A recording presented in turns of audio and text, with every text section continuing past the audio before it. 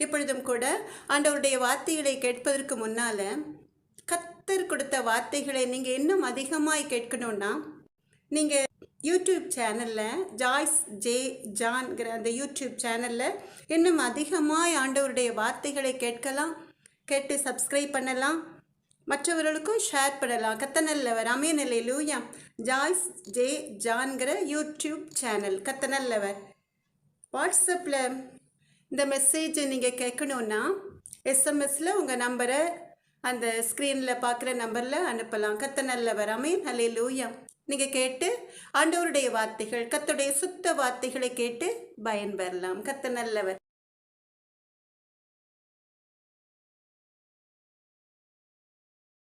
எனக்கு அன்பான தேவ ஜனமே, இந்த லெண்டேஸில் கர்த்தருடைய பாடுகளை குறித்து தியானித்தீர்களா?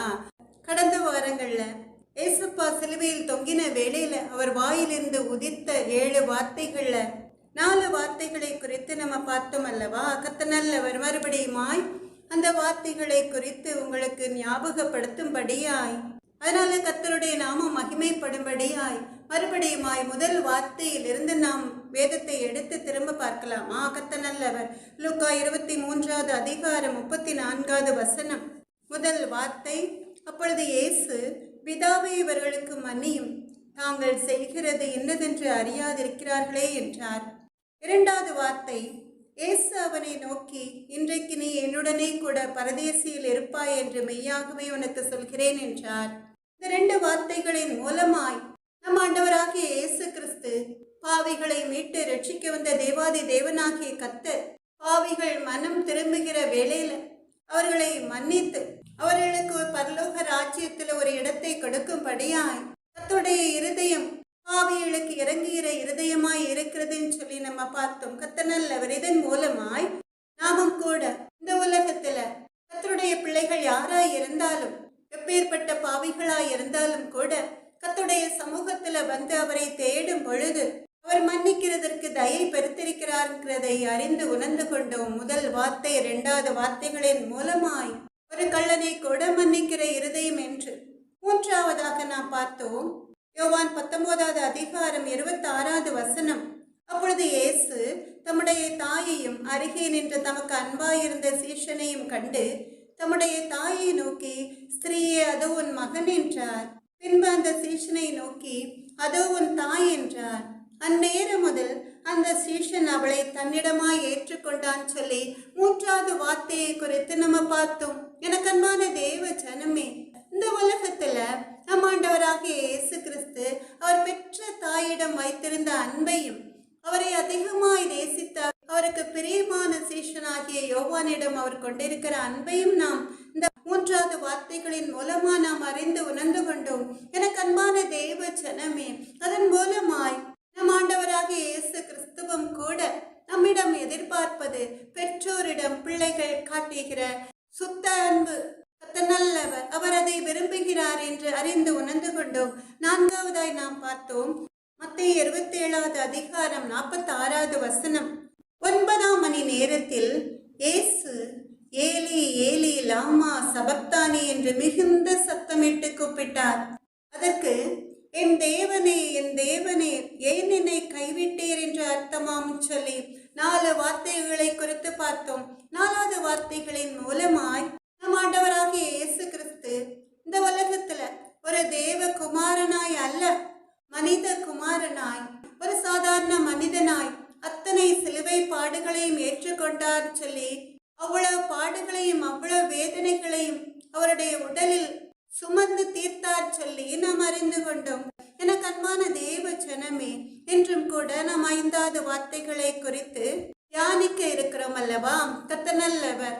அதற்கு முன்னால கர்த்தருடைய நாமத்தை மகிமைப்படுத்தி அவருடைய பாடுகளை குறித்து சிஸ்டர் சாராள் நவ்ரோஜி அவர்கள் பாடின ஒரு அருமையான பாடல், கர்த்தருக்கு பிரியமான மகள் பாடின பாடல் உங்க எல்லாருக்கும் தெரிந்திருக்கும். அந்த பாடலை நாம் எல்லாரும் சேர்ந்து பாடி கர்த்தர் கொடுத்த வார்த்தைகளை குறித்து நாம் கேட்கலாம். கேட்டு கர்த்தருடைய நாமத்தை மகிமைப்படுத்தலாம். கர்த்தர் நல்லவர்.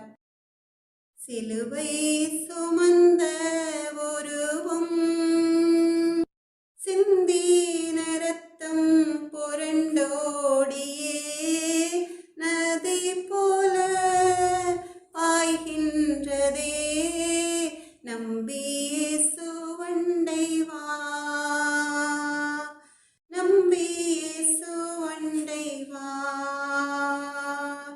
சிலுவை சுமந்த உருவம், சிந்திய ரத்தம் புரண்டோடியே நதி போல பாய்கின்றதே. நம்பி இயேசுவண்டை வா, நம்பி இயேசுவண்டை வா. பொல்லா உலக சிற்றின்பங்கள் எல்லாம் அழியும் மாயை, பொல்லா உலக சிற்றின்பங்கள் எல்லாம் அழியும் மாயை. காணாய் நிலையான சந்தோஷம் பூவில் கர்த்தாவின் அன்பண்டை வா, காணாய் நிலையான சந்தோஷம் பூவில் கர்த்தாவின் அன்பண்டை வா. சிலுவை சுமந்த இயேசு, சிந்தின ரத்தம் புரண்டோடியே நதி போல பாய்கின்றதே. நம்பி இயேசுவண்டை வா, நம்பி இயேசுவண்டை வா. ஆத்தும மீட்பை பெற்றிடாமல் ஆத்துமம் நஷ்டமடைந்தார், ஆத்தும மீட்பை பெற்றிடாமல் ஆத்துமம் நஷ்டமடைந்தார். லோகம் முழுவதும் ஆதாயமாக்கியும் லாபம் ஒன்றுமில்லையே, லோகம் முழுவதும் ஆதாயமாக்கியும் லாபம் ஒன்றுமில்லையே. சிலுவை சுமந்த இயேசு, சிந்தின ரத்தம் புரண்டோடியே நதி போல பாய்கின்றதே. நம்பி இயேசுவண்டை வா, நம்பி இயேசுவண்டை வா. பாவ மனித ஜாதிகளை பாசமாய் மீட்க வந்தார், பாவ மனித ஜாதிகளை பாசமாய் மீட்க வந்தார். பாவ பரிகாரி கர்த்தர் இயேசுநாதர் பாவமெல்லாம் சுமந்தார், பாவ பரிகாரி கர்த்தர் இயேசுநாதர் பாவமெல்லாம் சுமந்தார். சிலுவை சுமந்த இயேசு, சிந்தின ரத்தம் புரண்டோடியே நதி போல பாய்கின்றதே. நம்பி இயேசுவண்டை வா, நம்பி இயேசுவண்டை வா. நித்திய ஜீவன் வாஞ்சிப்பாயோ,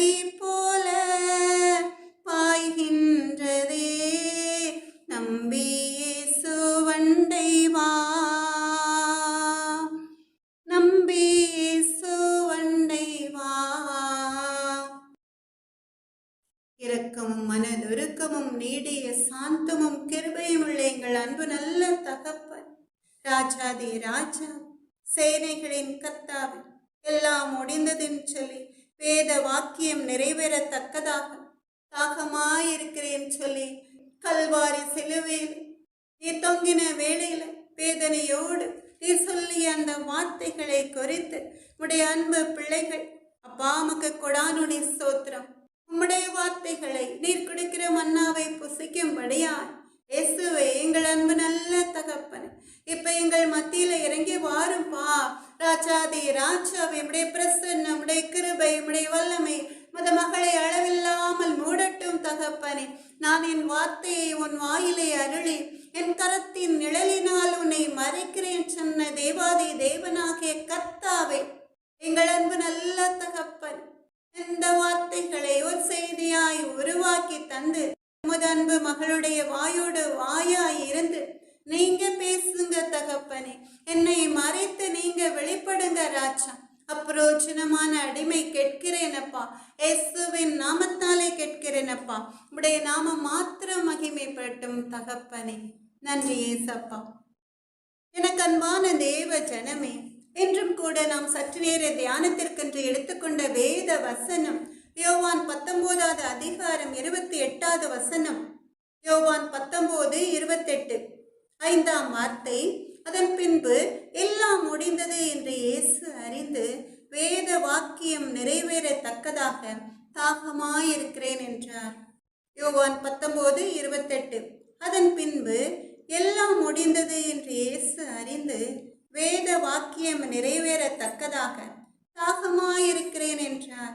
எனக்கு அன்பான தேவ ஜனமே, இந்த வசனத்தின் மூலமாய் பாடுகளின் மத்தியிலும் கூட நம் ஆண்டவராகிய இயேசு கிறிஸ்து ஒரு சாதாரண மனிதனை போல தாகமாயிருக்கிறேன் சொல்லி அவரை சுற்றி நின்றவர்களை பார்த்தவர் கூறின வார்த்தைகளை பார்க்கிறோம். எவ்வளவு பரிதாபமான காரியம் இல்லையா? நமக்காக, நம்முடைய பாவங்களுக்காக எல்லா வேதனைகளையும் அவர் சிலுவையில் சுமந்து வெற்றி சிறந்தார். அதனாலதான் எல்லாம் முடிந்ததுன்னு சொல்லி கடைசியாக தாகமாயிருக்கிறேன் என்றார் சொல்லி நம்ம பார்க்கிறோம். இந்த 5ஆம் வார்த்தையின் கடைசியில எனக்கு அன்பான தேவ ஜனமே, இந்த வசனத்தை நாம் 3 பகுதிகளாக பிரித்து கொள்ளலாமா? கர்த்தர் நல்லவர். முதல்ல எல்லாம் முடிந்தது என்ற வார்த்தை, இரண்டாவதாக வேத வாக்கியம் நிறைவேறத்தக்கதாக என்ற வார்த்தை, மூன்றாவதாக தாகமாயிருக்கிறேன் என்று. எனக்கு அன்பான தேவ ஜனமே, பொதுவா நம்ம எந்த ஒரு வேலையை செய்தாலும் எல்லாம் முடிந்ததா நாம் கேட்போம் அல்லவா? வேலையை செய்துட்டியா, எல்லாம் முடிச்சிட்டியான்னு சொல்லி, இனி ஒரு வேலையும் முடியாமல் இல்லையேன்னு சொல்லி அப்படி கேட்கிற சுவாபம் நமக்கும் கூட உண்டு அல்லவா? கர்த்தர் நல்லவர். நம்ம என்ன செய்வோம்? எல்லா வேலையும் முடிச்சுட்டாங்களான்னு சொல்லி நாம் யாரிடம் ஒரு வேலையை கொடுத்தோமோ அவர்கள் எல்லா வேலையும் அப்படி பெர்ஃபெக்டாய் கரெக்டாய் செய்து முடித்து விட்டார்களா என்று பார்த்துவிட்டு எல்லாம் முடிந்து விட்டதுன்னு சொல்லி ஒரு நிம்மதி பெருமூச்சு விடுவோம் இல்லையா? கர்த்தர் நல்லவர். இங்கே நம் ஆண்டவராகிய இயேசு கிறிஸ்துவும் கூட பிதாவாகிய தேவன் அவருக்கு முன் குறித்தபடியே பிதாவின் சித்தத்தை நிறைவேற்றி வந்த தேவன், அவர் இந்த உலகத்துல அவர் நிறைவேற்ற வேண்டிய காரியத்தின் கடைசி பகுதியும் ஒரு முடிவுக்கு வந்ததுனால எல்லாம் முடிந்தது என்று அறிந்து கொண்டார். ஏசப்பாவின் எண்ணம் ஏக்கம் எல்லாமே பிதாவின் சித்தத்தை நிறைவேற்றுவதுதான். அதனாலதான் யோவான் 4வது அதிகாரம் 34வது வசனத்துல நாம் இயேசு சொல்வதை குறித்து பார்க்கிறோம். நான் என்னை அனுப்பினவருடைய சித்தத்தின்படி செய்து அவருடைய கிரியையை முடிப்பதே என்னுடைய போச்சனமாயிருக்கிறது என்றார் சொல்லி யோவான் 4வது அதிகாரம் 34வது வசனம் மறுபடியும் எல்லாருமாய் சேர்ந்து வாசிக்கலாமா? கர்த்தர் நல்லவர். நான் என்னை அனுப்பினவருடைய சித்தத்தின்படி செய்து அவருடைய கிரியையை முடிப்பதே என்னுடைய போச்சனமாயிருக்கிறது என்றான் சொல்லி நம்ம பார்க்கிறோம். எனக்கு அன்பான தேவ ஜனமே, ஏசப்பா அந்த உலகத்திலே எதற்காக மனிதனாய் பிறந்தாரோ, பிதாவாகிய தேவன் எதற்காக தன்னுடைய ஒரே குமாரனை ஒரு மனிதனாய் இந்த உலகத்திலே பிறக்கும்படி செய்தாரோ, அவருடைய சித்தம் என்ன என்று அறிந்து உணர்ந்து பரம தகப்பனுடைய சித்தத்தை செய்து முடிப்பதே கர்த்தருடைய வேலையாய் இருந்தது. அது மாத்திரமல்ல, அவருடைய கிரியையை முடிப்பதே என்னுடைய போஜனமாய் இருக்கிறதுன்னு சொல்லி எனக்கு அன்பான தேவ ஜனமே, நாம் எல்லாரும் கூட கர்த்தருடைய கரத்தில் உள்ள கிரியைகள் தானே, அவர் கரத்தால் செய்யப்பட்ட மண்ணான மனிதர்கள் தானே. எங்க நம் தேவாதி தேவனாகிய கர்த்தர் பிதாவுடைய கிரியை முடிப்பதே என்னுடைய போஜனமாயிருக்கிறது என்றான் சொல்லி, அப்ப அல்லும் பகலும் அவருக்கு உண்ணுகிற ஆகாரமாய், அவர் சாப்பிடுகிற போஜன பதார்த்தங்களாய் பிதாவுடைய கிரியைகளை முடிக்கிற எண்ணம் மாத்திரமே இருந்தது. கர்த்தர் நல்லவர். பிதாவுடைய சித்தத்தை நிறைவேற்றுவதும் அவருடைய வேலைகளை செய்வதுமே அவருடைய போஜனமாயிருந்ததுன்னு சொல்லி நம்ம பார்க்கிறோம். எனக்கு அன்பான தேவ ஜனமே, இப்ப நீங்க எல்லாரும் நினைக்கலாம், பிதாவாகிய தேவனுடைய சித்தம் என்னன்னு சொல்லி. பழைய ஏற்பாட்டின் காலத்துல அநேக நியாயாதிபதிகளை, அப்போஸ்தலர்களை, தீர்க்கதரிசிகளை பிதா அனுப்பினார் சொல்லி நம்ம பார்க்கிறோம் இல்லையா? கர்த்தர் நல்லவர். நம் ஆண்டவர் இந்த உலகத்துல ஆதாமை படைத்த காலத்தில் இருந்து மனிதர்கள் பாவத்திலேயே உழன்று கொண்டிருந்ததுனால அந்த பாவங்களில் இருந்து மனிதர்களை மீட்டு எடுப்பதற்காக ஆண்டவர் அநேக நியாயாதிபதிகளை, அப்போஸ்தலர்களை, தீர்க்கதரிசிகளை அனுப்பினார். ஆனாலும் கூட மனிதர்கள் என்ன செய்தாங்க? அந்த பாவத்திலே உழன்று கொண்டிருந்தாங்க. கர்த்தருடைய வார்த்தைகளுக்கு அவங்க செவி சாய்க்கல. ஏன்னா தீர்க்க தரிசனமாய் சொல்கிற வார்த்தைகள் எல்லாம் ஆண்டவருடைய வாயிலிருந்து புறப்படுகிற வார்த்தைகள் அல்லவா? அந்த வார்த்தைகளுக்கு அவரால் படைக்கப்பட்ட மனிதர்கள் செவி சாய்க்காததுனால இவ்வளவு தூரம் இவ்வளவு தீர்க்கதரிசிகளை அனுப்பியும் திருந்தாத அந்த உலகத்தாரின் பாவங்களை சுமந்து தீர்ப்பதற்காக தன்னுடைய சொந்த குமாரனை அனுப்புவதே அவருடைய சித்தம். ஆமென், அல்லேலூயா. கர்த்தர் நல்லவர். அதனால்தான் யோவான் இயேசுவை தன்னிடத்தில் வர கண்டு, யோவான் 1:29 நீங்க பாத்தீங்கன்னா, இதோ உலகத்தின் பாவத்தை சுமந்து தீர்க்கிற தேவ ஆட்டுக்குட்டின்னு சொல்வதை குறித்து நம்ம பார்க்கிறோம். கர்த்தர் நல்லவர். யோவான் தீர்க்க தரிசனமாய் சொன்ன வார்த்தைகள், எனக்கு அன்பான தேவ ஜனமே, அவர் அறிந்திருந்தார் இயேசு உலகத்தாரின் பாவங்களை சுமந்து தீர்ப்பதற்காக பிதாவால் அனுப்பப்பட்ட தேவ ஆட்டுக்குட்டின்னு சொல்லி. அதனாலதான் யோவான் 1:29 யோவான் இயேசு வருவதை பார்க்கிறார். உடனே என்ன சொல்கிறார்? இதோ உலகத்தின் பாவத்தை சுமந்து தீர்க்கிற தேவ ஆட்டுக்குட்டின்னு சொல்லி. கர்த்தர் நல்லவர். ஆமென், அல்லேலூயா. அப்ப இந்த தேவ ஆட்டுக்குட்டி யாரு? நம் ஆண்டவராகிய இயேசு கிறிஸ்து. ஏசாயா 53:10 நாம் பார்க்கிறோம், கர்த்தரோ அவரை நொறுக்க சித்தமாகி அவரை பாடுகளுக்கு உட்படுத்தினார். அவருடைய ஆத்துமா தன்னை குற்ற நிவாரண பலியாக ஒப்பு கொடுக்கும் பொழுதுன்னு சொல்லி நம்ம பார்க்கிறோம். இங்க தேவ ஆட்டுக்குட்டின் யோவான் சொல்வதை போல ஏசாயா 53:7 நாம் பார்க்கிறோம். ஏசாயா 53:7 அடிக்கப்படும்படி கொண்டு போகப்படுகிற ஒரு ஆட்டுக்குட்டியை போலவும், தன்னை மயிர் கத்தரிக்கிறவனுக்கு முன்பாக சத்தமிடாதிருக்கிற ஆட்டை போலவும் அவர் தம்முடைய வாயை திறவாதிருந்தான் சொல்லி. எனக்கு அன்பான தேவ ஜனமே, ஆட்டுக்குட்டி கூட சத்தமிடும். ஆனாலும் கூட இங்க நம் ஆண்டவராகிய இயேசு கிறிஸ்து எல்லா பாடுகளையும் மௌனமாய் எதிர்த்து ஒரு வார்த்தையும் சொல்லாதபடிக்கு எல்லாவற்றையும் அவர் தன் சரீரத்தில் ஏற்றுக்கொண்டார். அதனாலதான் ஏசாயா 53:10 நாம் பார்க்கிறோம், கர்த்தரோ அவரை நொறுக்க சித்தமாகி அவரை பாடுகளுக்கு உட்படுத்தினார். அவருடைய ஆத்மா தன்னை குற்ற நிவாரண பலியாக ஒப்பு கொடுக்கும் பொழுதுன்னு சொல்லி பார்க்கிறோம். அப்ப ஆண்டவர் ஒரு சித்தத்தோடு இயேசுவை இந்த உலகத்திற்கு அனுப்பினார். அதனாலதான் பிதாவுடைய சித்தத்தின்படியே அவரை பாடுகளுக்கு உட்படுத்தினார் சொல்லி பார்க்கிறோம். எனக்கு அன்பான தேவ ஜனமே, அதனாலதான் நாம் ஆண்டவராகிய இயேசு கிறிஸ்து எல்லா பாடுகளையும் அவர் ஏற்றுக்கொண்டார். அவர் சிலுவையில் சுமந்து வெற்றி சிறந்தார். தன்னை அவர் குற்ற நிவாரண பலியாக ஒப்பு கொடுத்தார் சொல்லி நம்ம பார்க்கிறோம். எதற்காக? நமக்காக, நம்மை நம்முடைய பாவங்களிலிருந்து மீட்டு ரட்சிப்பதற்காக தன்னை குற்ற நிவாரண பலியாக அவர் ஒப்பு கொடுத்தார். பழைய ஏற்பாட்டின் காலத்துல நீங்க பார்க்கலாம், பாவ நிவாரண பலியாக லேவியராகமம் 14:21 நீங்க பார்க்கலாம். ஆசாரியன் என்ன செய்வான்? ஜனங்களுடைய பாவத்தை தீர்ப்பதற்காக பாவ நிவாரண பலியாக, குற்ற நிவாரண பலியாக ஒரு ஆட்டுக்குட்டியை பலியிடுவதை பார்க்கிறோம். ஆசாரியர்கள் கர்த்தர் நல்லவர்.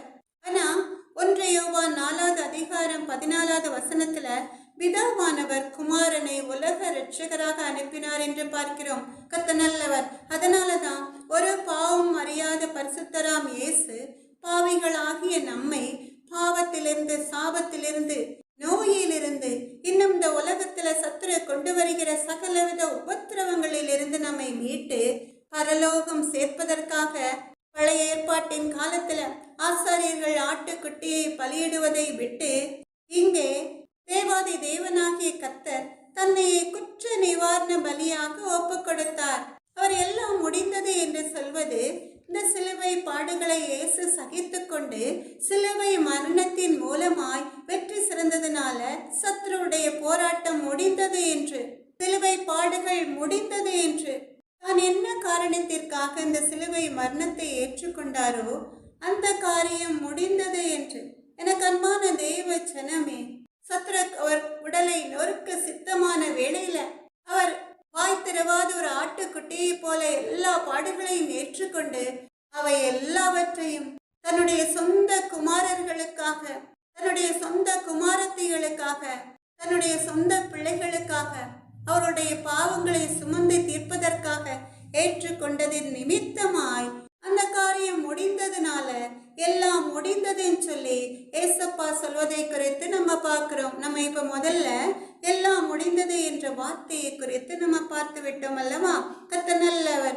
இது ஒரு கடமையை அவர் செய்து முடித்தார். அது மாத்திரமல்ல, இந்த உலகத்துல ஒரு பாசமுள்ள மகனாய் இதோ உன் தாய் என்று தன் தாயை யோவானிடம் ஒப்பு கொடுத்ததின் மூலமாய் தன் தாய்க்கு செய்ய வேண்டிய கடமையும் செய்து முடித்தார். ஆமென், அல்லேலூயா. அதனாலதான் எல்லாம் முடிந்ததுன்னு சொல்லி ஏசப்பா சொல்வதை குறித்து பார்க்கிறோம். கர்த்தர் நல்லவர். எனக்கு அன்பான தேவ ஜனமே, இந்த உலகத்துல அநேகம் பேரை நாம் பார்ப்போம், ஆண்டவருக்காக ஜீவிக்கிறோம் என்று சொல்லிக்கொண்டு தான் உண்டு தன்னுடைய வேலை உண்டுன்னு சொல்லி பொழுதை போக்குகிற ஜனங்கள் அநேகம் பேர் உண்டு அல்லவா?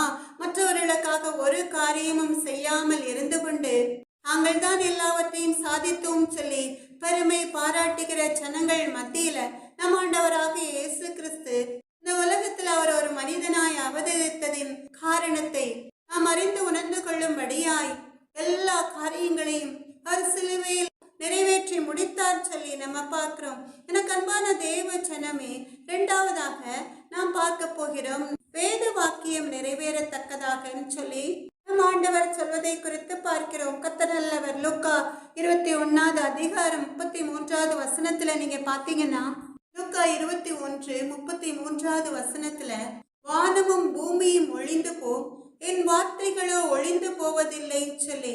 எனக்கு அன்பான தேவ ஜனமே, வானமும் பூமியும் கூட ஒழிந்து போகும், ஆனா கர்த்தருடைய வார்த்தைகள் ஒழிந்து போகாதுன்னு சொல்லி நாம் பார்க்கிறோம். கர்த்தர் நல்லவர். இந்த வேதம் என்றென்றைக்கும் நிலைத்திருக்கிற ஒரு அருமையான ஒரு பெட்டகம் என்று கூட சொல்லலாம். கர்த்தர் நல்லவர்.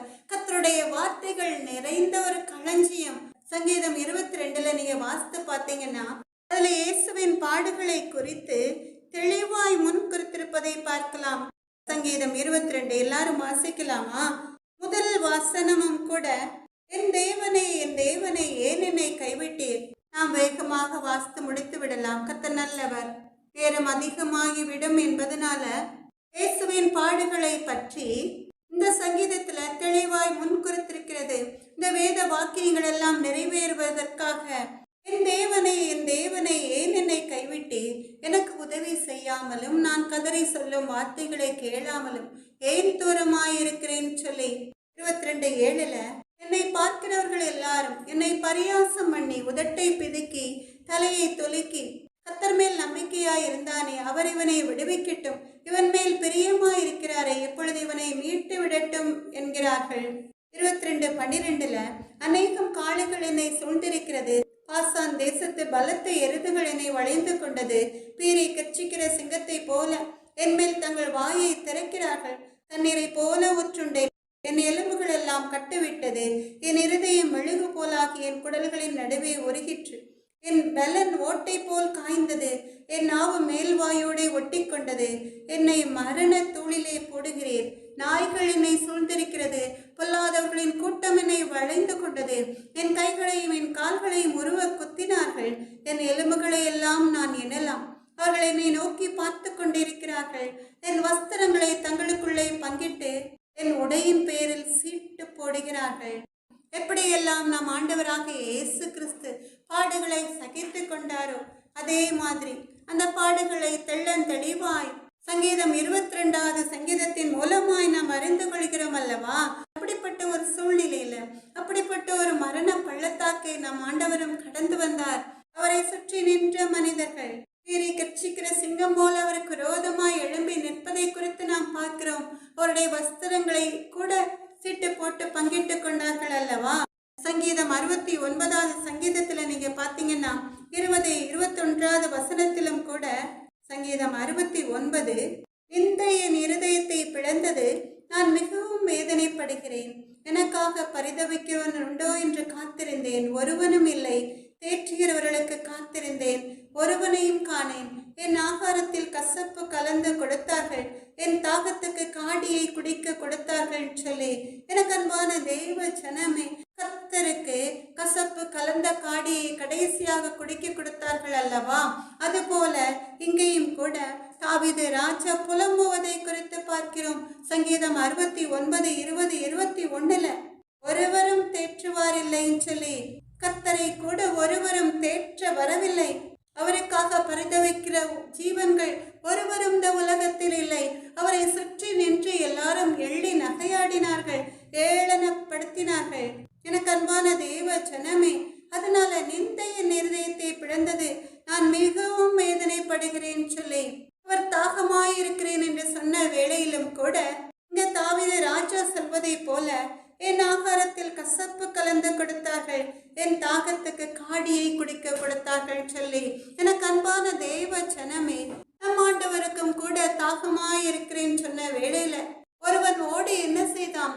கடற்காளானை காடியிலே தோய்த்து அவருக்கு கொடுத்தான், ஒரு கோலில் மாட்டி. எவ்வளவு கசப்பா இருக்கும் அல்லவா? அப்ப இந்த வேத வாக்கியங்கள் எல்லாம் நிறைவேறத்தக்கதாக நம் ஆண்டவராகிய இயேசு கிறிஸ்துவும் கூட எல்லா சிலுவை பாடுகளையும் ஏற்றுக்கொண்டார். இவை எல்லாம் வேதத்திலே கர்த்தருடைய பாடுகளை குறித்து முன் குறித்திருந்தது. அப்ப இந்த வேத வாக்கியங்கள் நிறைவேற வேண்டும் என்று சொல்லிதான் நம் ஆண்டவராகிய இயேசு கிறிஸ்து சிலுவை பாடுகளை சகித்து கொண்டார். எனக்கு அன்பான தேவ ஜனமே, அநேக சகோதர சகோதரிகள் ஏசப்பாவை ஒரு தேவ குமாரனாய் பார்க்கிறதுனால இந்த பாடுகளை அவரால் ஏற்றுக்கொள்ள முடியும் என்று நினைக்கலாம். ஆனா அவர் ஒரு மனித குமாரனாய், ஒரு சாதாரண மனிதன் எப்படி எல்லா பாடுகளையும் ஏற்றுக்கொள்வானோ அதுபோல அவர் அத்தனை பாடுகளையும் ஏற்றுக்கொண்டு அந்த வேதனைகளை எல்லாம் சகித்து கொண்டார். வேதத்தின்படி இயேசு தான் சிலுவையில் படப்போகிற பாடுகளை முன்னறிந்திருந்தார். இப்படி சிலுவை மரணத்தை, சிலுவை பாடுகளை அவர் சந்திக்க வேண்டும் என்று அவர் அறிந்திருந்தார். சகலமும் அவருக்கு தெரியும். அப்படி அறிந்திருந்ததுனாலதான் மத்தேயு 20வது அதிகாரம் 18 19வது வசனத்துல, மத்தேயு 20 18 19, எனக்கன்பான தேவ ஜனமே, இங்கே நாம் பார்க்கிறோம், இதோ எருசலேமுக்கு போகிறோம், மனுஷகுமாரன் பிரதான ஆசாரியர் இடத்திலும் வேத பாரகர் இடத்திலும் ஒப்பு கொடுக்கப்படுவார். அவர்கள் அவரை மரண ஆக்கினைக்குள்ளாக தீர்த்து அவரை பரியாசம் பண்ணவும், வாரினால் அடிக்கவும், சிலுவையில் அறையவும் புறஜாதியாரிடத்தில் ஒப்பு கொடுப்பார்கள். ஆகிலும் 3ஆம் நாளிலே அவர் உயிரோடு எழுந்திருப்பார். ஆமென், அல்லேலூயா. இந்த வேத வாக்கியம் அப்படியே நிறைவேறிற்று அல்லவா? எனக்கு அன்பான தேவ ஜனமே, இதுல நம்ம பார்க்கிறோம், அப்படி தெளிவாய் மனுஷகுமாரன் இயேசு மகாராஜா பிரதான ஆசாரியர் இடத்திலும் வேத பாரகரிடத்திலும் ஒப்பு கொடுக்கப்படுவார்னு சொல்லி அப்படித்தானே ஒப்பு கொடுக்கப்பட்டார். அவர்கள் என்ன செய்தாங்க? அவரை மரண ஆக்கினைக்குள்ளாக தீர்த்தாங்க. சிலுவையில் அறையும் சொல்லி சொல்வதை குறித்து நாம் பார்க்கிறோம். இங்கே முன்குறித்தபடிதான் அவரை பரியாசம் பண்ணினார்கள், வாரினால் அடித்தார்கள், சிலுவையில் அறைய அவரை ஒப்பு கொடுத்தார்கள். ஆனாலும் கூட 3ஆம் நாளிலே அவர் உயிரோடு எழுந்தார். ஆமென், அல்லேலூயா. எனக்கு அன்பான தேவ ஜனமே, அப்ப ஆண்டவராகிய இயேசு கிறிஸ்துவின் பாடுகளை குறித்து அவர் அறிந்திருந்ததுனால இந்த வேத வாக்கியங்கள் எல்லாம் நிறைவேறத்தக்கதாக அந்த பாடுகளை குறித்து மிகவும் வியாகுலப்பட்டு முழங்கால் படியிட்டு ஜெபம் பண்ணினார் சொல்லி நாம் பார்க்கிறோம் அல்லவா? லூக்கா 22வது அதிகாரம் 42வது வசனத்துல இந்த பாடுகளை குறித்து அவர் தியானித்த வேளையில அவர் பிதாவாகிய தேவனை நோக்கி ஜெபம் பண்ணுகிறார். பிதாவை உமக்கு சித்தமானால் இந்த பாத்திரம் என்னை விட்டு நீங்கும்படி செய்யும். ஆயினும் என்னுடைய சித்தத்தின் படியல்ல, உம்முடைய சித்தத்தின்படியே ஆக கடவுது என்று ஜெபம் பண்ணினார் சொல்லி நம்ம பார்க்கிறோம். எனக்கு அன்பான தேவ ஜனமே, லூக்கா 22:44 நம்ம பார்க்கிறோம். அதனாலதான் அவருடைய வேர்வை இரத்தத்தின் பெரும் துளிகளாய் தரையில் விழுந்ததுன்னு சொல்லி, ஆனாலும் அவர் தன்னை தாழ்த்தினார், வெறுமையாக்கினார், சிலுவை மரணத்திற்கு தன்னை ஒப்பு கொடுத்தார். லூக்கா 22:37 கூட அக்கிரமக்காரரில் ஒருவராக எண்ணப்பட்டார் என்று எழுதியிருக்கிற வாக்கியம் என்னிடத்தில் நிறைவேற வேண்டியதென்று உங்களுக்கு சொல்கிறேன். என்னை பற்றிய காரியங்கள் முடிவு பெறும் காலம் வந்திருக்கிறது என்றார். வேத வாக்கியம் நிறைவேறும்படியாய் எல்லாம் முடிந்தது என்றார். லூக்கா 22:37 மறுபடியும் வாசிக்கலாமா? அக்கிரமக்காரரில் ஒருவனாக எண்ணப்பட்டார் என்று எழுதியிருக்கிற வாக்கியம் என்னிடத்தில் நிறைவேற வேண்டியதென்று உங்களுக்கு சொல்கிறேன். என்னை பற்றிய காரியங்கள் முடிவு பெறும் காலம் வந்திருக்கிறது என்று. எனக்கு அன்பான தேவ ஜனமே, இந்த பாடுகளை படுவதற்கு முன்னாலேயே, இயேசுவை குற்றவாளியாய் யூதாஸ் காட்டி கொடுப்பதற்கு முன்னாலேயே அக்கிரமக்காரரில் ஒருவராக எண்ணப்பட்டார் என்று எழுதியிருக்கிற வேத வாக்கியம் கர்த்தரிடத்தில் நிறைவேறும்படியாய் அதை குறித்து தன்னுடைய சீடர்களிடம் அவர் சொல்வதை குறித்து நாம் பார்க்கிறோம். அது மாத்திரமல்ல, என்னை பற்றிய காரியங்கள் முடிவு பெறும் காலம் வந்திருக்கிறதுன்னு சொல்லி, இதுவரைக்கும் நான் இந்த உலகத்துல ஜீவித்த ஜீவியத்திற்கு ஒரு முடிவுக்கு வந்திருக்கிறதுன்னு சொல்லி, சிலுவை மரணத்தை சந்திக்க போவதை குறித்து, நான் இந்த உலகத்துல பட்ட பாடுகள் இன்னும் கொஞ்ச நாள்ல சிலுவை மரணத்தை சந்திப்பதின் மூலமாய், அந்த சிலுவை பாடுகளை சந்திப்பதின் மூலமாய் ஒரு முடிவுக்கு வரப்போகிறதுன்னு சொல்லி அவர் முன்னறிந்திருந்தார். எனக்கு அன்பான தேவ ஜனமே, அப்ப அந்த வேத வாக்கியங்கள் எல்லாம் நிறைவேறத்தக்கதாய் மாத்திரமே நம் ஆண்டவராகிய இயேசு கிறிஸ்து எல்லா பாடுகளையும் ஏற்றுக்கொண்டார். இன்னும் நாம் வேதத்துல கர்த்தருடைய பாடுகளை குறித்த அந்த வேத வாக்கியங்களை நாம் பார்க்கலாம். யோவான் 3:14-15 மனுஷகுமாரனும் தன்னை விசுவாசிக்கிறவன் எவனோ அவன் கெட்டு போகாமல் நித்திய ஜீவனை அடையும்படிக்கு உயர்த்தப்பட வேண்டும் என்ற வேத வாக்கியம் நிறைவேறத்தக்கதாக இந்த வேதனையை அவர் ஏற்றுக்கொண்டார். யோவான் 3:14-15 கூட மனுஷகுமாரனும் தன்னை விசுவாசிக்கிறவன் எவனோ அவன் கெட்டு போகாமல் நித்திய ஜீவனை அடையும்படிக்கு உயர்த்தப்பட வேண்டும் சொல்லி, இதுல மோசே அந்த வெண்கல சர்ப்பத்தை குறித்து நம்ம பார்க்கலாம்.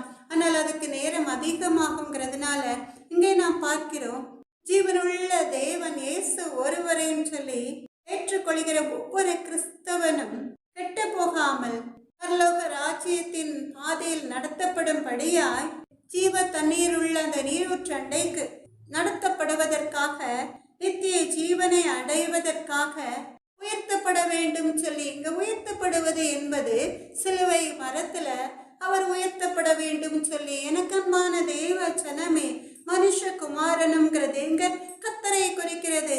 அவரை விசுவாசிக்கிறவன் யாராயிருந்தாலும் கூட, கர்த்தரை ஏற்றுக்கொள்கிற யாரும், கர்த்தரால் ரட்சிக்கப்பட்ட ஜனங்கள் எல்லோரும் கெட்டு போகாமல் பாவத்திலே மூழ்கி நித்திய நரகத்திற்குள் தள்ளப்படாதபடிக்கு அந்த பாவத்திலிருந்து மறுபடியுமாய் அவனை மீட்டெடுப்பதற்காக, அப்படி மீட்டெடுப்பதோடு மாத்திரமல்ல, அவன் நித்திய ஜீவனை அடையும்படிக்கு, அந்த நித்தியத்துக்கு நித்தியமான பரலோக இன்பத்தை சுதந்திரத்துக் கொள்வதற்காக இந்த கடினமான பாதையை இயேசு கடந்து வர வேண்டும் சொல்லி வேதத்திலே முன்குறித்திருந்ததுன்னு சொல்லி, எனக்கு அன்பான தேவ ஜனமே, அதற்காக என்ன செய்ய வேண்டுமா? உயர்த்தப்பட வேண்டும் சொல்லி, கர்த்தர் உயர்த்தப்பட வேண்டும்னா சிலுவையில நம் தேவாதி தேவனாகிய கர்த்தர் சிலுவையில் அறையப்பட்டு அந்த சிலுவை மரத்துல உயர்த்தப்பட வேண்டும் சொல்லி, எதற்காக? பாவிகளாகிய நம்மை மீட்டு ரட்சிப்பதற்காக. எவ்வளவு பரிதாபமான காரியம் இல்லையா? எனக்கு அன்பான தேவ ஜனமே, இன்னும் கூட நீங்க பாவங்களையே செய்து பாவத்திலே உழன்று அந்த பாவ வாழ்க்கையை போதும் சொல்லி அதிலேயே சந்தோஷப்பட்டு கொண்டிருக்கிறீர்களா? உங்களையும் கூட ஒரு பாசத்தோடு கர்த்தர் உங்கள் மேல் கண்ணோக்கமா இருந்து, ஐயோ என் மகன், நான் படைத்த என்னுடைய பிள்ளைகள் கெட்டு போகக்கூடாதுன்னு சொல்லி அதற்காக சிலுவை மரணத்தை நான் சந்தித்தேனே, சிலுவை மரத்துல நான் உயர்த்தப்பட்டதேன்னு சொல்லி ஏக்கத்தோடு பார்க்கிற அந்த கண்களை நீங்க கொஞ்சம் பார்த்தால் போதும். எனக்கு அன்பான தேவ ஜனமே, உங்க பாவ வாழ்க்கைக்கு ஒரு முற்றுப்புள்ளி வைத்து விடுவீர்கள். பாவமே போதும் என்று ஓட்டத்தை ஓடிக்கொண்டிருக்கிற எனக்கு அன்பான தேவ ஜனமே, மரணம் எப்பொழுது வரும் என்பது உங்க எல்லாருக்கும் தெரியாது, கர்த்தருக்கு மாத்திரமே தெரியும். அதனாலதான் வேத வாக்கியம் நிறைவேறத்தக்கதாக இந்த வேதனை அவர் ஏற்றுக்கொண்டார். நம்மை மீட்பதற்காக, அந்த உளையான பாவ சேற்றிலிருந்து மீட்பதற்காக. இந்த பாவம் முதல்ல சாத்தானின் மூலமாய் ஒவ்வொரு மனிதனுடைய ஆத்மாவுக்குள்ளும் புகுந்ததுன்னு சொல்லி உங்க எல்லாருக்கும் தெரிந்திருக்கும். அப்ப இந்த வேத வாக்கியங்கள் எல்லாம் நிறைவேறத்தக்கதாக தான் நம் ஆண்டவராகிய இயேசு கிறிஸ்து சிலுவை பாடுகளை ஏற்றுக்கொண்டான்னு சொல்லி நம்ம அறிந்து கொண்டோம் அல்லவா? இப்ப நம்ம கடைசியாக என்ன பார்க்க போகிறோம்? தாகமாயிருக்கிறேன் என்ற வார்த்தையை குறித்து நம்ம பார்க்க இருக்கிறோம். வறண்ட பாலைவனத்திலே தண்ணீருக்காக தவிக்கிற ஒரு மனிதனுக்குத்தான் தெரியும் தாகம் என்றால் என்ன என்று.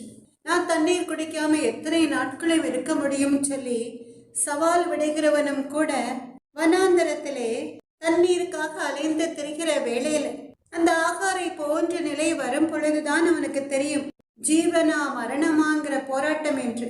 எனக்கு அன்பான தெய்வ ஜனமே, சூர் வனாந்தரத்துல 3 நாள் இஸ்ரவேல் ஜனங்கள் குடிக்க தண்ணீர் இல்லாம தாகத்தால வாடுகிற வேளையில அவருடைய தாகத்தை தீர்த்த கர்த்தர் ஓரேவிலே மறுபடியுமாய் இஸ்ரவேல் ஜனங்கள் தண்ணீருக்காக ஏங்கி நின்ற வேளையிலே கண்மலையை பிளந்து தண்ணீரை கொடுத்தவர்கள் தாகத்தை தீர்த்த தேவன் பெயர்செபாவின் வனாந்தரத்திலே ஆகார் தான் கையில் கொண்டு வந்த துருத்தியில் உள்ள தண்ணீர் செலவழித்த ஒரு நேரத்திலே தன் மகன் தண்ணீர் இல்லாமல் மரித்து போவானோ என்று அவனை ஒரு சூறை செடியின் கீழ் விட்டுவிட்டு கர்த்தரை நோக்கி அபயமிட்டு குக்குரலிட்ட வேளையில அந்த வனாந்தரத்துல ஒரு நீரூற்றை சுரக்க செய்து ஆகாரின் இஸ்மவேலின் தாகத்தை தீர்த்த தேவாதி தேவனாகிய கர்த்தர் என்று பரிதாபமாய் சிலுவையில் தொங்கிய நிலையில தாகமாயிருக்கிறேன் என்றார். ஆனாலும் கூட அவர் தாகத்தை தீர்க்க யாரும் இல்லை. நியாயாதிபதிகள் 15வது அதிகாரம் 18வது வசனத்துல சிம்சோனை குறித்து நாம் பார்க்கிறோம். நியாயாதிபதிகள் 15வது அதிகாரம் 18-19வது வசனம். அவன் மிகவும் தாகமடைந்து கர்த்தரை நோக்கி கூப்பிட்டு, தேவரீர் உமது அடியின் கையினால் இந்த பெரிய ரட்சிப்பை கட்டளையிட்டிருக்க இப்பொழுது நான் தாகத்தினால் செத்து விருத்த சேதனம் இல்லாதவர்கள் கையிலே விழ வேண்டுமோ என்றான். அப்பொழுது தேவன் லேகியில் உள்ள பள்ளத்தை பிளக்க பண்ணினார். அதிலிருந்து தண்ணீர் ஓடி வந்தது. அவன் குடித்த போது அவன் உயிர் திரும்ப வந்தது, அவன் பிழைத்தான் சொல்லி நாம் பார்க்கிறோம். எனக்கு அன்பான தேவ ஜனமே, இங்கே சிம்சோன் அவனுடைய எதிரிகளை கொன்று குவித்த வேளையிலே தாகத்தினால் நான் வறண்டு அந்த தாகத்தை நிமித்தமாய் தண்ணீர் இல்லாமல் அவன் மடிந்து போய் பெலிஸ்தரின் கையில் விழுந்து விடுவானோன்னு சொல்லி கர்த்தரை நோக்கி கூப்பிடுகிறான். கர்த்தர் நல்லவர், தன் தாகத்தை தீர்க்கும்படியாய் தாகமாயிருக்கிறேன் என்று அவன் கூப்பிட்ட வேளையிலே கர்த்தர் என்ன செய்தார்? லேகியில் உள்ள பள்ளத்தை பிளக்க பண்ணினார். ஒரு பள்ளத்தை பிளக்க செய்து அதிலிருந்து தண்ணீர் ஓடிவரச் செய்தார். அவ்வளவு வல்லமையுள்ள தேவன்தான் இன்று தாகமாயிருக்கிறேன் என்று கூப்பிடுகிறார். அப்படி அந்த தண்ணீரை கொடுத்த வேளையில சிம்சோனின் உயிர் திரும்ப வந்ததுன்னு சொல்லி நாம் பார்க்கிறோம். எனக்கு அன்பான தேவ ஜனமே, இப்படி கர்த்தரை நோக்கி ஜனங்கள் தாகமாயிருக்கிறது என்று குடிக்க தண்ணீருக்காக கதறுகிற நேரங்களில் எல்லாம் கண்மலையை பிளந்து பள்ளத்தாக்குகளை பிளந்து வனாந்தரத்திலே நீரூற்றுகளை சுரக்க செய்து தன்னுடைய பிள்ளைகளின் தாகத்தை தீர்த்த தேவாதி தேவனாகிய கர்த்தர் இன்று அந்தோ பரிதாபமாய் சிலுவையில் தாகமாயிருக்கிறேன் என்றார். அவர் நினைத்தால் 1000 தூதர்கள் அவருடைய தாகத்தை தீர்க்க அவருக்கு பணிவிடை செய்ய வந்திருப்பார்கள். ஆனா வேத வாக்கியம் நிறைவேறணுமே. மார்க் 15வது அதிகாரம் 36வது வசனத்துல நாம் பார்க்கிறோம். மார்க் 15:36 ஒருவன் ஓடி கடற்காளானை காடியிலே தோய்த்து அதை ஒரு கோலில் மாட்டி அவருக்கு குடிக்க கொடுத்து, பொருங்கள், எலியா இவனை இறக்க வருவானோ பார்ப்போம் என்றான் சொல்லி நாம் பார்க்கிறோம். எவ்வளவு முரட்டாட்ட குணம் அல்லவா! இதுதான் இயேசு சிலுவையில் பட்ட பாடுகளின் கடைசி. எனக்கு அன்பான தேவ ஜனமே, இயேசுப்பா இங்கே தாகமாய் இருக்கிறேன் என்று சொல்வது ஆத்தும தாகம். அவருடைய ஆத்தும தாகத்தை இது குறிக்கிறது. எல்லாம் முடிந்தது என்று இயேசுவுக்கு தெரியும். தன்னுடைய ஆவி, ஆத்மா, சரீரத்தை நமக்காக, தன்னுடைய அன்பு பிள்ளைகளுக்காக ஒப்பு கொடுத்த தேவன் குற்றுயிராய் இருக்கிற நிலைமையிலும் கூட இனிமேல் அவரிடம் கொடுக்க ஒன்றுமில்லை, எல்லாம் முடிந்தது என்று அறிந்த பிறகும் தன்னுடைய பிள்ளைகள், தன்னால் உருவாக்கப்பட்ட, தன்னால் ஜீவனை பெற்ற இந்த ஜனக்கூட்டம் இனிமேலாவது அவர் பட்ட பாடுகளை பார்த்தாவது திருந்த மாட்டார்களா என்று ஏக்கத்தோடு பார்க்கிறார். கர்த்தர் தாகமாயிருக்கிறேன் என்றார். அவருடைய இந்த தாகம் அவருடைய உள்ளத்திலிருந்து பொங்கி பிரவாகிக்கிற ஆத்ம தாகம்.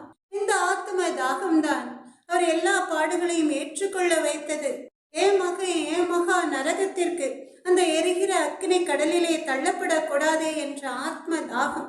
இதை அறியாத பொல்லாத மனிதன் அவருடைய தாகத்திற்கு கடற்காளானை காடியிலே தோய்த்து அதை ஒரு கோலில் மாட்டி அவருக்கு குடிக்க கொடுக்கிறான். இதை குறித்து தான் வேதத்திலே நாம் பார்க்கிறோம்.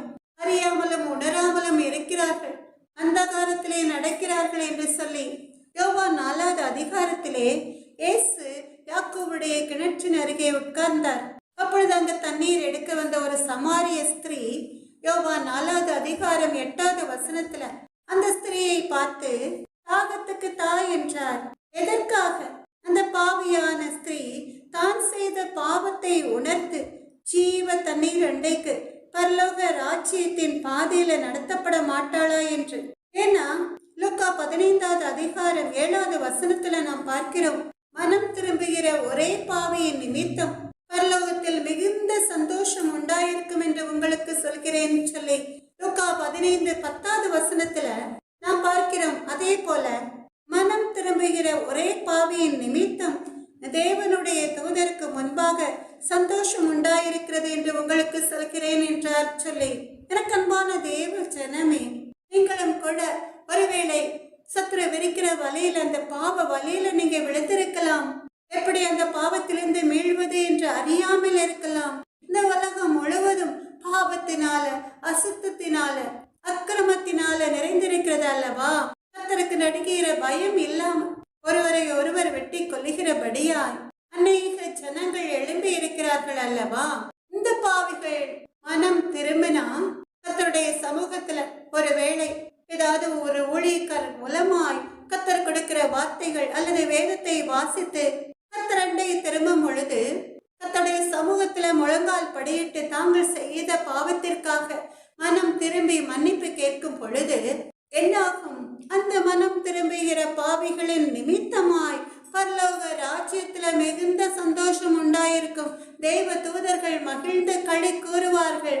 ஏன்னா அவன் நரகத்தில் விழாதபடிக்கு, அந்த பாவி, அந்த ஆத்மா நரகத்தில் விழாதபடிக்கு கர்த்தருடைய விலையிற பெற்ற திரு ரத்தத்தினால ரட்சிக்கப்பட்டானேன்னு சொல்லி, அதற்காகத்தானே நம் ஆண்டவராகிய இயேசு கிறிஸ்து தன்னுடைய திரு ரத்தம் முழுவதுமாய் சிந்தி மரித்தார். ஏன்னா இயேசு கிறிஸ்துவின் ரத்தம் சகல பாவங்களையும் நீக்கி நம்மை சுத்திகரிக்கும். இந்த சமாரிய ஸ்திரீயும் கூட தன் பாவத்தை விட்டு மனம் திரும்பும் பொழுது பரலோகத்துல மிகுந்த சந்தோஷம் உண்டாயிருக்கும். ஆனா இங்கே ஒரே சமாரிய ஸ்திரீ மாத்திரமல்ல, அநேக சமாரியர் மனம் திரும்புவதை பார்க்கிறோம். என்னே ஆண்டவருடைய பேரன்பு இல்லையா? எனக்கன்பான தேவ ஜனமே, அதனாலதான் என்னிடத்தில் தாகத்துக்கு தாய் என்று எப்படி கேட்கலாம் என்ற அந்த சமாரிய பெண்ணிடம் இயேசு சொல்கிறார். யோவான் 4வது அதிகாரம் 10வது வசனத்துல, நீ தேவனுடைய ஈவையும் தாகத்துக்கு தாய் என்று உன்னிடத்தில் கேட்கிறவர் என்ன என்பதையும் அறிந்திருந்தாயானால் நீயே அவரிடத்தில் கேட்டிருப்பாய், அவர் உனக்கு ஜீவ தண்ணீரை கொடுத்திருப்பார் என்றார் சொல்லி. எனக்கு அன்பான தேவ ஜனமே, மறுபடியுமா யோவான் 4வது அதிகாரம் 10வது வசனத்தையும் 14வது வசனத்தையும் நாம் வாசிக்கலாமா? நீ தேவனுடைய ஈவையும் தாகத்துக்கு தாய் என்று உன்னிடத்தில் கேட்கிறவர் இன்னார் என்பதையும் அறிந்திருந்தாயானால் நீயே அவரிடத்தில் கேட்டிருப்பாய், அவர் உனக்கு ஜீவ தண்ணீரை கொடுத்திருப்பார்னு சொல்லி. எனக்கு அன்பான தேவ ஜனமே, சமாரிய ஸ்திரீயை பார்த்து இயேசு சொல்கிறார், உனக்கு தெரியல, நீ பாவியாய் இருந்தாலும் உன்னை அவர் மன்னிக்கிறதற்கு தயை பெருத்திருக்கிறார்ங்கிறதை நீ அறிந்து உணர்ந்து கொள்ளவில்லை. அதனால உன்னிடத்தில் தாகத்துக்கு தாய் என்று கேட்கிறவர் இயேசு என்று நீ அறிந்திருந்தாயானால் நீயே அவரிடத்தில் கேட்டு உன் பாவத்திற்கு மன்னிப்பு கேட்டு அந்த ஜீவ தண்ணீரை பெற்றிருப்பாயின்னு சொல்லி, எனக்கு அன்பான தேவ சனமே, யார் என்ன பாவம் செய்திருந்தாலும் கூட கர்த்தருடைய சமூகத்திற்கு வந்து அந்த பாவங்களை அறிக்கையிட்டு மன்னிப்பு கேட்கிற வேளையில அவர்களுக்கு மன்னிப்பு கொடுக்க நம் தேவன் தயை பெருத்திருக்கிறார். அதனால அந்த சமாரிய பெண்ணை பார்த்து அவ கர்த்தருக்கு பிரியமில்லாத பாதையில் நடந்ததுனால அவள் மூலமாய் அநேக சமாரியர் அவள் மனம் திரும்புவதை பார்த்து சமாரியர்கள் ரட்சிக்கப்படும்படியாய் கர்த்தர் அவளண்டை வந்து நிற்கிறார். ஜீவ தண்ணீரை கொடுக்கும்படியாய் யோவான் 4:14 நீங்க பாத்தீங்கன்னா, யாக்கோபுடைய கிணற்றிலிருந்து கிடைக்கிற தண்ணீரை குடிக்கிறவனுக்கு மறுபடியும் தாகம் உண்டாகும். இப்ப நம் வாழ்க்கையிலும் கூட நம் தாகமாய் இருக்கிற வேளையில தண்ணீர் குடிப்போம் அதிகமாய். சில நேரங்கள்ல ஓட்ட பந்தயத்துல ஓடுகிற நபர் வேகமாய் ரொம்ப தூரம் ஓடி பிராக்டிஸ் செய்யற வேளையில அவனுக்கு தாகம் அதிகமாய் இருக்கும். அப்படி தண்ணீரை குடிக்கிற வேளையில நான் வறண்டா அவனுடைய தாகம் தீர்ந்து போகும். மிஞ்சி போனால் கொஞ்சம் மணி நேரம்தான், மறுபடியும் தாகம் உண்டாகும். ஆனால் இங்க நாம் பார்க்கிறோம், யோவான் 4:14 இயேசு சொல்கிறார், நான் கொடுக்கும் தண்ணீரை குடிக்கிறவனுக்கோ ஒரு காலம் தாகம் உண்டாகாது. நான் அவனுக்கு கொடுக்கும் தண்ணீர் அவனுக்குள்ளே நித்திய ஜீவ காலமாய் ஊறுகிற நீரூற்றாய் இருக்கும் என்றார் சொல்லி. எனக்கு அன்பான தேவ ஜனமே, மறுபடியுமா இந்த வசனத்தை வாசிக்கலாமா? யோவான் 4:14 நான் கொடுக்கும் தண்ணீரை குடிக்கிறவனுக்கோ ஒரு காலம் தாகம் உண்டாகாது. நான் அவனுக்கு கொடுக்கும் தண்ணீர் அவனுக்குள்ளே நித்திய ஜீவ காலமாய் ஊறுகிற நீரூற்றாய் இருக்கும் சொல்லி. எனக்கு அன்பான தேவ ஜனமே, நித்திய ஜீவ காலமாய் ஊறுகிற நீரூற்றுன்னு சொல்லி ஒரு அருமையான பாடல் ஃபாதர் பெர்பான்ஸ் அவர்கள் பாடின பாடல் ஞாபகத்திற்கு வருகிறது. எல்லாரும் சேர்ந்து பாடலாமா? பிரியமானவனே, உன் ஆத்துமா வாழ்வது போல் நீ எல்லாவற்றிலும் வாழ்ந்து சுகமாயிரு மகனே.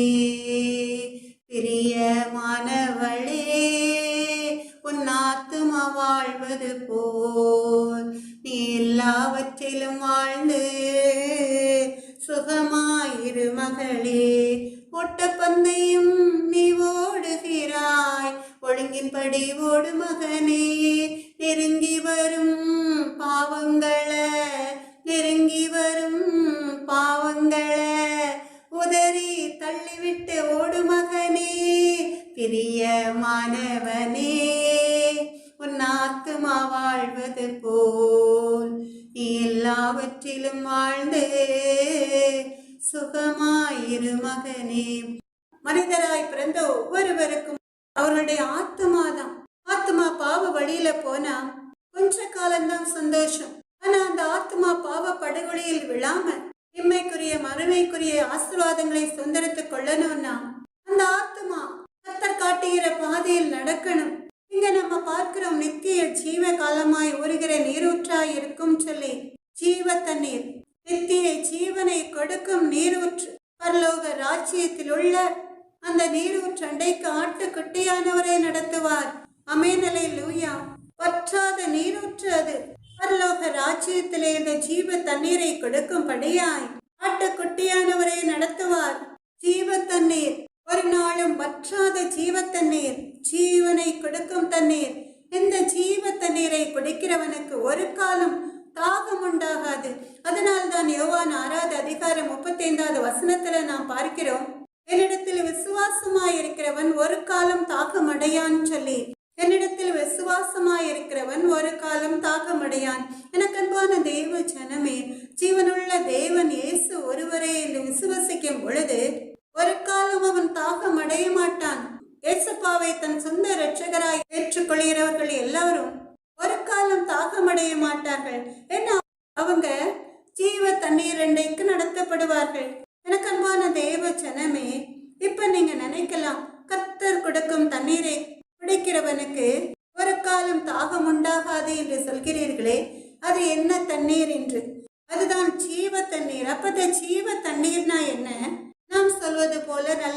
தண்ணீர்னு சொல்வோம், உப்பு தண்ணீர் சொல்வோம் இல்லையா? அதே போல அல்ல, நமக்கு ஜீவனை கொடுக்கும் தண்ணீர், அதாவது நித்திய ஜீவனை கொடுக்கும் தண்ணீர், நித்திய ஜீவனை, அந்த மரணம் இல்லாத, துக்கம் இல்லாத, வருத்தம் இல்லாத, அலறுதல் இல்லாத, ஆண்டாண்டு காலம் யுக யுகமாய் ஜீவிக்கிற நித்திய ஜீவன். எனக்கு அன்பான தேவ ஜனமே, இந்த நித்திய ஜீவனை குறித்து ஏசப்பா ஏற்கனவே கொடுத்த வார்த்தைகள் செய்தி மூலமாய், வாட்ஸ்அப் மூலமாய், யூடியூப் மூலமாய் ஏற்கனவே கர்த்தர் வெளியாக்கின தயவிற்காக கர்த்தருடைய நாமத்தை மகிமைப்படுத்துகிறேன். கர்த்தர் நல்லவர். நித்திய ஜீவனை குறித்து நீங்க அறிந்து கொள்ளணும்னா அதை குறித்து நீங்க யூடியூப்லையும் வாட்ஸ்அப்லையும் ஏற்கனவே சொல்லப்பட்ட செய்தியில் அதை குறித்து அதிகமாய் நீங்க அறிந்து கொள்ளலாம்.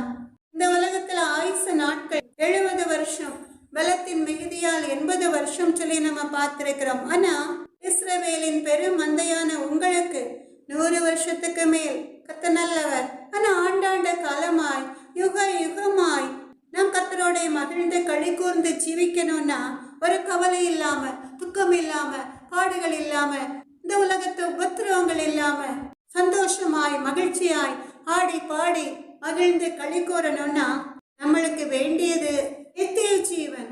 அப்ப நம்ம இந்த ஜீவ தண்ணீரை எங்க பெற்றுக்கொள்ளலாம். கர்த்தர் நல்லவர். இதை குறித்து வெளிப்படுத்தல் 7வது அதிகாரம் 16-17 நீங்க பாத்தீங்கன்னா, வெளிப்படுத்தல் சுவிசேஷம் 7வது அதிகாரம் 16-17 நீங்க பாத்தீங்கன்னா, இவர்கள் இனி பசி அடைவதும் இல்லை, இனி தாகம் அடைவதும் இல்லை, வெயிலாவது உஷ்ணமாவது இவர்கள் மேல் படுவதும் இல்லை. சிங்காசனத்தின் மத்தியில் இருக்கிற ஆட்டுக்குட்டியானவரே இவர்களை மேய்த்து இவர்களை ஜீவ தண்ணீர் உள்ள ஊற்றுகள் அடைக்க நடத்துவார். தேவன் தாமே இவருடைய கண்ணீர் யாவையும் துடைப்பார் என்றான். இதுதான் நம் ஆண்டவராகிய இயேசு கிறிஸ்து தாகமாயிருக்கிறேன் என்று சொல்வதின் அர்த்தம். கர்த்தர் நல்லவர். ஆத்ம தாகம். இந்த உலகத்துல பாடுகள் அனுபவிக்கிற ஜனங்களை பார்த்து, பாவிகளான ஜனங்களை பார்த்து, பசி இல்லாத, தாகம் இல்லாத, வெயிலாத, உஷ்ணமாப்படாத ஒரு தண்ணீர் ஊற்றண்டைக்கு நடத்துகிற தேவ ஆட்டுக்குட்டியானவருடைய ஆத்ம தாகம். கர்த்தர் நல்லவர். பரலோக ராஜ்யத்திலே தேவனே இந்த ஜீவ தண்ணீர் உள்ள ஊற்றுகள் அண்டைக்கு நடத்துவார். அங்கே மரணமில்லாத நித்திய ஜீவன் அவர்களுக்கு கொடுக்கப்படும். இந்த ஜீவ தண்ணீரை குடிக்கிற வேளையில கர்த்தர் நல்லவர்.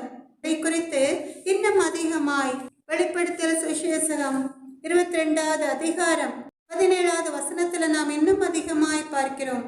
ஆவியும் மனவாட்டையும் வா என்கிறார்கள், கேட்கிறவனும் வா என்பானாக. தாகமாயிருக்கிறவன் வரக்கடவன், விருப்பம் உள்ளவன் ஜீவ தண்ணீரை இலவசமாய் வாங்கிக் கொள்ள கடவன் என்று. ஆமென். அல்லேலூயா. கர்த்தர் நல்லவர். இதை அறிந்து உணர்ந்த தாவீது ராஜா சங்கீதம் 42:2 என் ஆத்துமா தேவன் மேல், ஜீவனுள்ள தேவன் மேலேயே தாகமாயிருக்கிறது என்று சொல்கிறான். அதுபோல சங்கீதம் 143:6 கூட வறண்ட நிலத்தை போல் என் ஆத்மா உண்மையில் தாகமாயிருக்கிறது என்று சொல்கிறான். கர்த்தர் நல்லவர். ஏன்னா அவனுக்கு தெரியும் ஜீவனுள்ள தேவன் இயேசு மகாராஜா என்று. அதனாலதான் இங்கே தாவீது ராஜா அவன் தேவன் மேல் கொண்ட பக்தி வைராக்கியத்தினால, தேவன் மேல் கொண்ட விசுவாசத்தினால அவன் ஆத்மா தேவன் மேல் தாகமாயிருக்கிறதுன்னு சொல்லி, என்னிடத்தில் விசுவாசமாயிருக்கிறவன் ஒரு காலம் தாகமடையான் என்று கர்த்தர் சொன்னபடி கர்த்தர் நல்லவர். கர்த்தர் அவனை நடத்தினார். நம்மை குறித்த ஆத்ம பாரத்தோடு தாகமாயிருக்கிறேன் என்று சொன்ன ஏசப்பா நித்திய ஜீவ காலமாய் ஊறுகிற நீரூற்றை கொடுக்கணும்னா அவர் நம்மிடம் எதிர்பார்ப்பது பரிசுத்தம். ஏன்னா பரிசுத்தம் இல்லாமல் ஒருவனும் தேவனுடைய ராஜ்யத்திற்குள் பிரவேசிக்க முடியாது. எனக்கு அன்பான தேவ ஜனமே, எபிரேயர் 12வது அதிகாரம் 14வது வசனத்துல பரிசுத்தம் இல்லாமல் ஒருவனும் கர்த்தரை தரிசிப்பதில்லையே சொல்லி பார்க்கிறோம். எபிரேயர் 12:14 பரிசுத்தம் இல்லாமல் ஒருவனும் கர்த்தரை தரிசிப்பதில்லையே என்று சொல்லி நாம் பார்க்கிறோம். எனக்கு அன்பான தேவ ஜனமே, ஏசப்பா கல்வாய் சிலுவையில தொங்குகிற வேளையில அவர் பேசின 5வது வார்த்தையின் மூலமாய் எல்லாம் முடிந்தது என்று இயேசு அறிந்து வேத வாக்கியம் நிறைவேறத்தக்கதாக தாகமாய் இருக்கிறேன் என்றான் சொன்ன அந்த வார்த்தைகளின் மூலமாய் நாம் அறிந்து கொள்வது நாம் பரிசுத்த ஜீவியம் ஜீவிக்கணுங்கிறது. கர்த்தர் நல்லவர். நம்முடைய ஆத்துமா இனிமேல் இந்த தபசு நாட்களில் இருந்து 40 நாட்கள் மாத்திரமல்ல, கர்த்தருடைய வருகையின் நாள் மட்டும் பரிசுத்தமாய், பரிசுத்தம் உள்ளவர் இன்னும் பரிசுத்தமாகட்டும் சொன்ன தேவாய் தேவனாய் கர்த்தர் அவருடைய தாகத்தை தீர்க்கும்படியாய் நாம் பரிசுத்த பாதையில் நடப்போம் சொல்லி, நாமும் நம்மை சார்ந்தவர்களும் கர்த்தருக்கு பிரியமான பாதையில, அந்த பரிசுத்த பாதையில நடப்போம் சொல்லி ஒப்பு கொடுப்பீர்களா? கர்த்தர் நல்லவர். அப்படி நீங்க ஒப்பு கொடுக்கும் பொழுது என்றென்றைக்கும் நீங்க மறிக்காமல் பிழைத்திருக்கும்படிக்கு, உங்களுக்கு நித்திய ஜீவனை கொடுக்கும்படிக்கு கர்த்தர் உங்களை ஜீவ தண்ணீரூட்டன்றைக்கு நடத்துவார். ஆமென், அல்லேலூயா. கர்த்தர் நல்லவர். இப்பொழுதும் கூட ஒரு பாடலை பாடி ஒரு சின்ன ஜெபத்தை செய்து இந்த செய்தி வேலையை முடிக்கலாம். கர்த்தர் நல்லவர். கண்களை மூடி எல்லாரும் ஒரு பாடலை பாடலாமா? கர்த்தர் நல்லவர். ஊற்று தண்ணீரே எந்தன் தேவாவியே, ஜீவநதியே என்னில் பொங்கி பொங்கி வா, ஆசீர்வதியும் என் நேச கர்த்தரே, ஆசீர்வதியும் என் நேச கர்த்தரே, ஆவியின் மரங்களினால் என்னை நிரப்பும், ஆவியின் மரங்களினால் என்னை நிரப்பும், ஊற்று தண்ணீரே எந்தன் தேவாவியே, ஜீவநதியே என்னில் பொங்கி பொங்கி வா, கண்மலை பிளந்து வனாந்தரத்திலே கர்த்தாவே உம் ஜனங்களின் தாகம் தீர்த்தீரே, பள்ளத்தாக்கிலும் மலைகளிலும், பள்ளத்தாக்கிலும் மலைகளிலும் தண்ணீர் பாயும் தேசத்தை நீர் வாக்களித்தீரே, தண்ணீர் பாயும் தேசத்தை நீர் வாக்களித்தீரே, ஊற்று தண்ணீரே எந்தன் தேவாவியே, ஜீவநதியே என்னில் பொங்கி பொங்கி வா, ஜீவ தண்ணீராம் எந்தன் நல்ல கர்த்தரே, ஜீவ ஊற்றினால் என்னை நிறைத்திடுமே, கனி தந்திட நான் செழித்தூங்கிட, கனி தந்திட நான் செழித்தூங்கிட, கர்த்தரின் கரத்தில் நித்தம் கனம் பெற்றிட, கர்த்தரின் கரத்தில் நித்தம் கனம் பெற்றிட, ஊற்று தண்ணீரே எந்தன் தேவாவியே, ஜீவநதியே என்னில் பொங்கி பொங்கி வா, ரட்சிப்பின் ஊற்றுக்கள் எந்தன் சபைதனிலே எழும்பிட இந்த வேளை இறங்கிடுமே, ஆத்மபலமும் பரிசுத்தமும், ஆத்மபலமும் பரிசுத்தமும் அவளுடன் பெற்றிடவே வரம் தாருமே, அவளுடன் பெற்றிடவே வரம் தாருமே, ஊற்று தண்ணீரே எந்தன் தேவாவியே, ஜீவநதியே என்னில் பொங்கி பொங்கி வா, இறக்கப்பட்டதாம் ஊற்று சிலுவையிலே இரட்சகரின் காயங்களில் வெளிப்படுதே, பாவக்கரைகள் முற்றும் நீங்கிட, பாவக்கரைகள் முற்றும் நீங்கிட, பரிசுத்த சமூகத்தில் ஜெயம் பெற்றிட, பரிசுத்த சமூகத்தில் ஜெயம் பெற்றிட, ஊற்று தண்ணீரே எந்தன் தேவாவியே, ஜீவநதியே என்னில் பொங்கி பொங்கி வா. இயேசுவே எங்கள் அன்பு நல்ல தகப்பன், அப்பா உமக்கு கொடானுடைய ஸ்தோத்திரம். அப்பா ராஜாதே ராஜா, எப்பொழுதும் கூட உடைய வருகை சமயமாய் இருக்கிறதுனால் அப்பா உமக்கு கொடானுடைய ஸ்தோத்திரம். மனிதர்கள் ஒருவரை ஒருவர் வெட்டி கொல்லும்படியால் பெற்றோரை வெட்டி கொள்கிற பிள்ளைகள் எழும்பி இருக்கிறார்களே தகப்பன், கணவனை வெட்டி கொள்கிற மனைவிமார்கள், மனைவி பிள்ளைகளை வெட்டி கொள்கிற கணவன்மார்கள், இப்படி பொல்லாதவர்கள் அதிகமாக எழும்பி இருக்கிறார்களே தகப்பன். ராஜாதி ராஜா, நல்ல மனிதர்களை இயேசுவே எங்கள் அன்பு நல்ல தகப்பனை, பணத்திற்காக பதவிகளுக்காக கொலை செய்கிற சுவாபமுடைய மனிதர்கள் எழும்பி இருக்கிறார்களே ராஜா, எங்கள் அன்பு நல்ல தகப்பனை, இவர்களை குறித்த ஆத்ம பாரத்தோடு வாலிப பிள்ளைகள், சிறுவர்கள், சிறுமிகள் அப்பா டிவி, செல்போன், கம்ப்யூட்டர், ஃபேஸ்புக்குன்னு சொல்லி பலவித பாவ உபகரணங்களுக்கு அடிமையாகி தங்கள் ஆத்மாவை இழந்து கொண்டிருக்கிறார்களே தகப்பன், நரகத்தின் பாதையில சென்று கொண்டிருக்கிறார்களே ராஜா, எங்கள் அன்பு நல்ல தகப்பன் அப்பா, இவர்களை குறித்து ஆத்ம பாரத்தோடு தாகமாயிருக்கிறேன் சொன்ன தேவாதி தேவனாகிய கர்த்தாவே, இப்ப இந்த நிமிஷம் சத்துரு விரித்த வலையிலிருந்து இப்படிப்பட்ட மனிதர்கள் மேலுப்படையாய் கர்த்தர் ஒரு அற்புதத்தை உமக்கு சித்தமானால் செய்ய தகப்பனே, அல்லது அவர்களை சிற்றித்து ரட்சிப்பின் பாதையில நீங்க நடத்துங்கப்பா.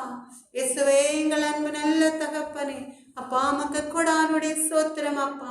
அம்மால் படைக்கப்பட்ட உடைய அன்பு பிள்ளைகள் பரலோக ராஜ்யத்தின் பாதையில நடக்கட்டும் தகப்பனே. அப்படியே நீங்க நடத்த போறோம் தயவிற்காக நன்றி இயேசப்பா. இயேசுவின் நாமத்தாலே ஜெபத்தை ஏறெடுக்கிறேன் எங்கள் அன்பு நல்ல தகப்பனே. ராஜாதே ராஜா, யூடியூப் மூலமாய், வாட்ஸ்அப் மூலமாய் உடைய வார்த்தைகளை கேட்டுக்கொண்டிருக்கிற உமக்கு பிரியமான பிள்ளைகள் அத்தனை பிள்ளைகளையும் உம்முடைய கரங்களினால் அவருடைய கரங்களை பிடித்து பரலோக ராஜ்யத்தின் பாதையில நடத்துங்க எங்கள் அன்பு நல்ல தகப்பன். உடைய நாம மாத்திர மகிமைப்படட்டும் தகப்பன். இயேசுவின் நாமத்தாலே ஜெபத்தை எடுக்கிறேன் எங்கள் அன்பு நல்ல தகப்பனே. சகலவிதமான துதி கனம் மகிமை அனைத்தும் உமக்கே உண்டாவதாக. என் ஆத்மாவே கர்த்தரை ஸ்தோத்திரி, என் முழு உள்ளமே அவருடைய பரிசுத்த நாமத்தை ஸ்தோத்திரி. என் ஆத்மாவே கர்த்தரை ஸ்தோத்திரி, கர்த்தர் செய்த சகல உபகாரங்களையும் மறவாதே. ஆமென். அல்லேலூயா. நம்முடைய கர்த்தராகிய இயேசு கிறிஸ்துவினுடைய கிருபையும் தேவனுடைய அன்பும் பரிசுத்த ஆவியினுடைய ஐக்கியமும் உங்கள் அனைவரோடும் கூட இருப்பதாக. ஆமென். அல்லேலூயா. ஆமென். அல்லேலூயா. ஆமென். அல்லேலூயா.